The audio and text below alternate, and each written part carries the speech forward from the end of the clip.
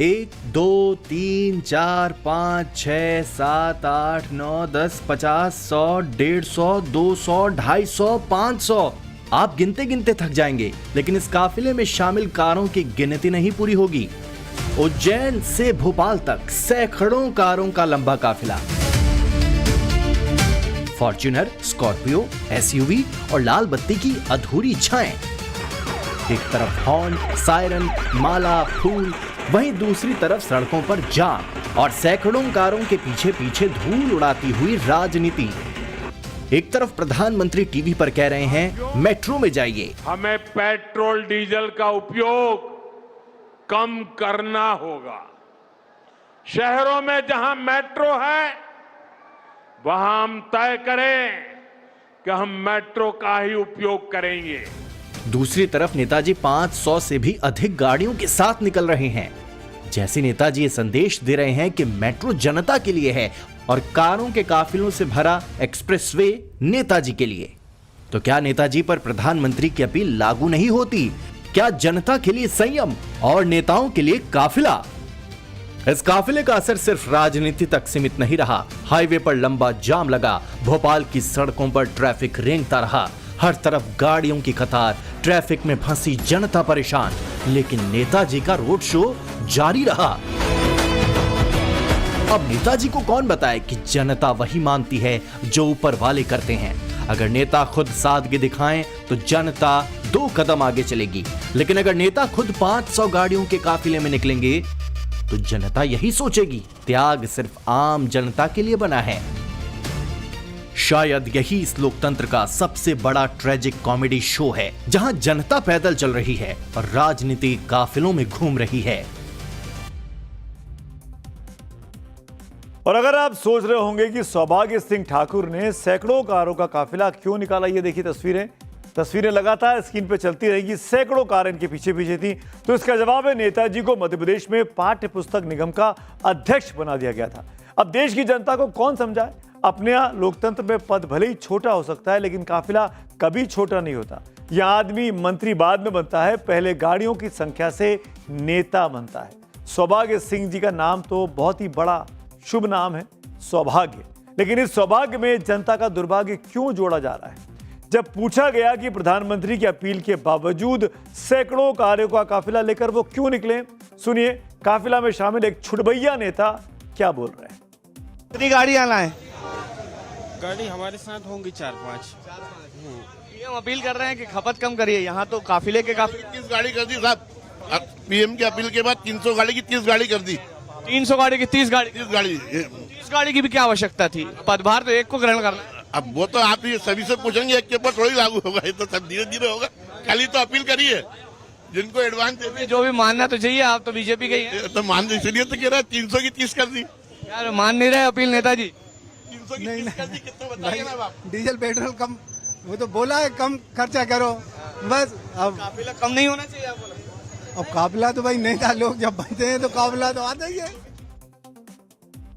इन नेताओं की बेशर्मी देखिए। एक तो वाहियात पना कर रहे हैं, हजारों पैसे फूंक दे रहे हैं, न जाने कितना फ्यूल फूंक दिया, मुस्कुरा रहे हैं, हंस रहे हैं, एहसान कर रहे हैं कि हम तो 500 लेके चल रहे थे, अब 30 लेके चल रहे हैं। और गाड़ियों का काफिला देखिए, गिनिए इनको, गिनते गिनते थक जाएंगे। लेकिन नेताओं की बेशर्मी खत्म नहीं हो रही है।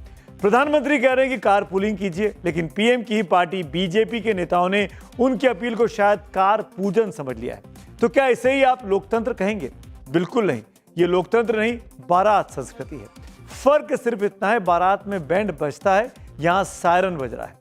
प्रधानमंत्री मोदी की अपील 100% सही है। देश को संसाधन बचाने की जरूरत है, फिजूल खर्ची रुकनी चाहिए। लेकिन पीएम की अपील अब उनके नेता ही नहीं मानेंगे तो जनता क्या समझेगी? इसी बीच प्रधानमंत्री मोदी की अपील के बाद कांग्रेस समेत सभी विपक्षी पार्टियों को राजनीति चमकाने का मौका भी मिल गया है।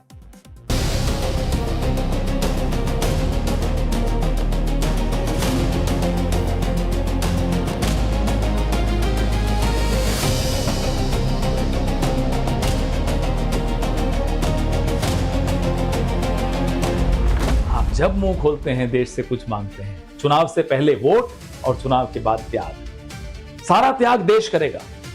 प्रधानमंत्री जी, आप क्या करेंगे?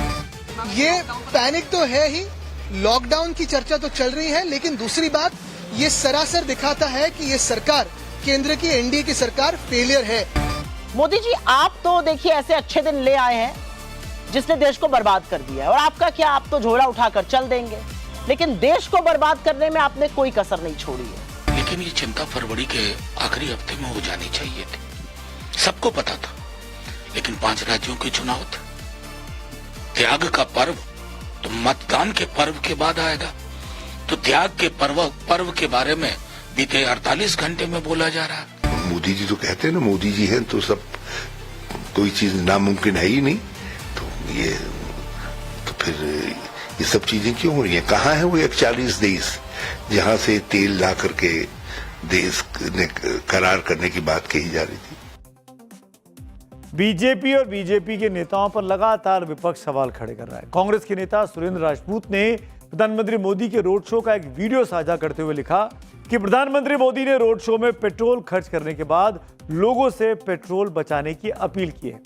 इतना ही नहीं, सुप्रिया श्रीनेत ने तो मोदी जी के विदेश दौरों को लेकर भी सवाल अपने ट्वीट के जरिए उठाए। एक और नेता है विपक्ष के और बड़े नेता है महाराष्ट्र के राज ठाकरे, वो भी तंज कसने में पीएम मोदी पर पीछे नहीं रहे। राज ठाकरे ने प्रधानमंत्री और सरकार पर आरोप लगाते हुए सवाल उठाए कि सरकार जनता से सादगी और त्याग की अपील करती है, लेकिन खुद राजनीतिक फिजूल खर्ची जारी रखे। जनता से पेट्रोल डीजल बचाने, विदेश यात्रा रोकने और सादगी अपनाने को कहा जा रहा है, लेकिन नेता खुद बड़े बड़े काफिले, रोड शो, हेलीकॉप्टर और महंगे चुनाव अभियान चलाते रहते हैं। वहीं विपक्ष को पेट्रोलियम और नेचुरल गैस मंत्री हरदीप सिंह पुरी ने करारा जवाब दिया है। हरदीप सिंह पुरी ने दावा किया कि भारत में तेल और गैस का कोई संकट नहीं है। सोशल मीडिया प्लेटफॉर्म एक्स पर एक पोस्ट में हरदीप पुरी ने लिखा, जो लोग 1.4 अरब भारतीयों और देश के ऊर्जा क्षेत्र के लिए एक मुश्किल हालात को लेकर जश्न मना रहे हैं, उन्हें अपने अंदर झांकना चाहिए। उन्होंने ये भी लिखा कि प्रधानमंत्री ने नागरिकों को केवल यही सलाह दी है कि वे ऊर्जा की खपत को संयमित रखें, ताकि अर्थव्यवस्था पर कोई वित्तीय बोझ न पड़े।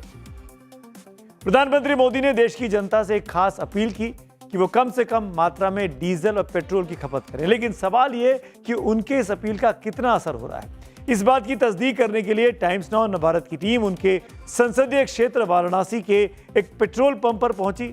यहां पर आम दिनों की तरह ही भीड़ नजर आई। लोगों ने कहा कि डीजल और पेट्रोल उनकी जरूरत का हिस्सा है, क्योंकि उसके बगैर काम नहीं चल सकता।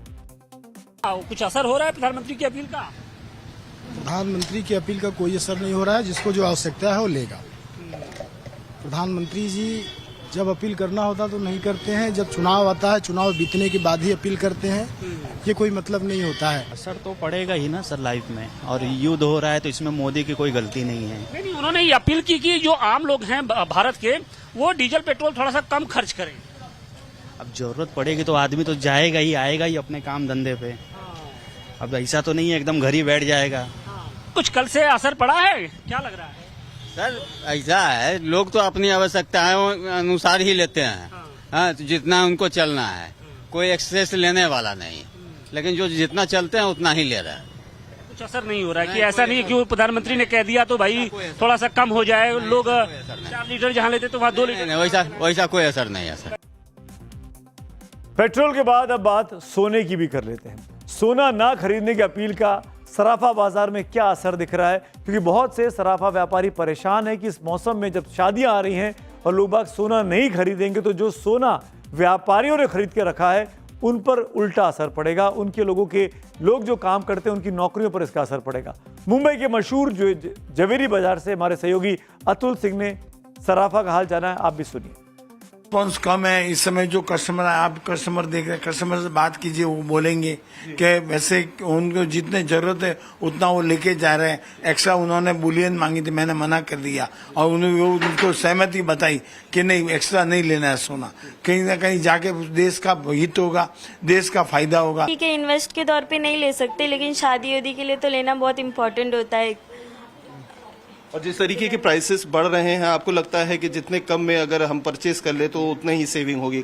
जितना हिसाब से जितना था उतना तो नहीं ले सकते, बजट में जितना हो सकता है उतना ही ले सकते हैं। लगता है कि इसका बहुत ज्यादा असर पड़ेगा प्रधानमंत्री ने जो कहा? बिल्कुल असर तो पड़ेगा। जब बिजनेस नहीं रहेगा तो हम काम करने वाले को हालत खराबी होने वाली है। जब काम ही नहीं रहेगा तो हमको सेट रखेंगे कैसे?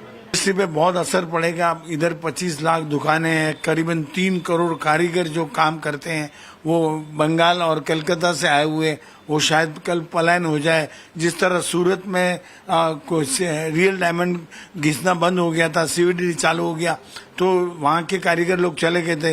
इसी तरह मुंबई के भी सब कारीगर जो 3 करोड़ की मात्रा में हैं और टोटल वो बंगाल और कलकत्ता चले जावे तो यहाँ मुश्किल हो जाएगा।